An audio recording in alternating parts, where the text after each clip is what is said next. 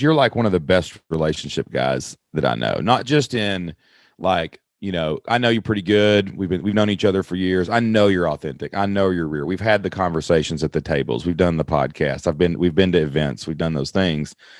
And like, I think that people struggle with relationship. We're not really taught relationship. Like, you put a kid in school and they're just sit there, be quiet. You're not allowed to talk to anybody till recess, right? You're not allowed to go deeper in those relationships. You're on one person's team, then you're on another person's team, right? Things like that.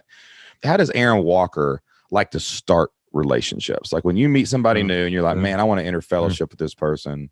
Sure. How do you do that? How do you pursue that? Shane, is that not the funnest part of anybody's life, though, is building these relationships to a level that you can have a real conversation? What people are afraid of is that people will reject them.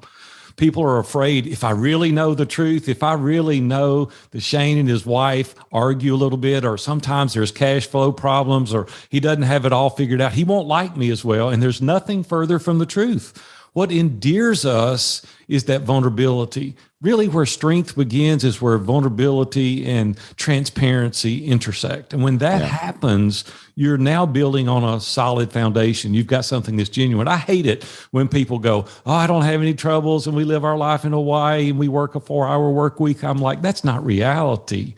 Tell me the truth, right? Me and Robin had some humdingers fights. We still do. We've been married 42 years.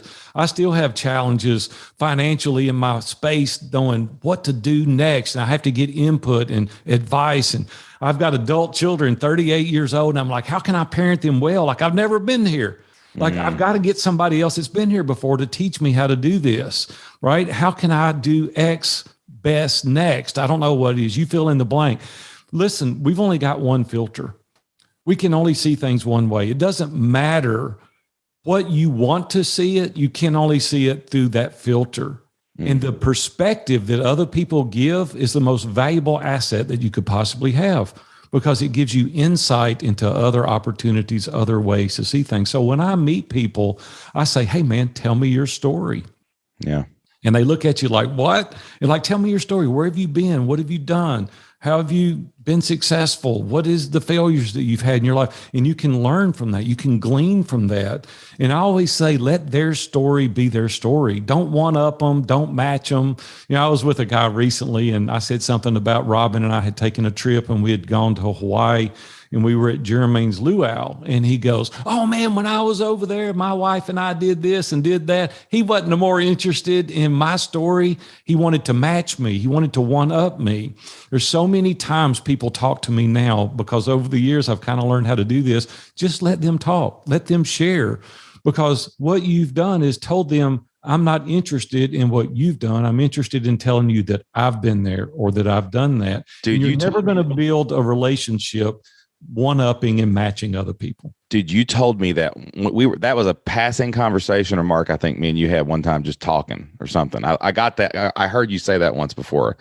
And that has been the greatest parenting advice that I've ever gotten, I think, from anybody. Like, I literally did this yesterday with Isaac was driving home from school, and I looked over and he was telling me something. And I was kind of like, you're a dad. You want to tell them, the life lesson, the whatever, the this. I did this, and here's what I learned, so you can avoid the mistake, son, whatever.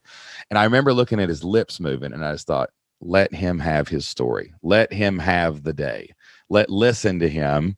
And I do that all the time with people now, because I used to have a bad habit about that, like, especially coming from the football world, because that really is about one-upping each other. It's like, what's your record? How were you last year? Sure. And that is such good advice, man. It's just to like listen. And I love how you cut through the crap. Like, I think Grant Baldwin, one time you told him, like, you sat down, y'all were having lunch, and you said, how's your marriage? The first thing you said to him, like, straight out of the gate.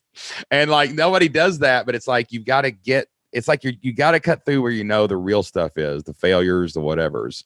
Man, don't we want that? Don't we want deep conversations? This surface stuff is just like, I don't have time for that. I just don't want to do that. If I'm going to really build a relationship with somebody, I want to know them intimately. I want to know what they care about. I want to know what their goals are, their ambitions. I want to know what their blind spots are, their Achilles heel, their superpowers. Like, I want to know this about people.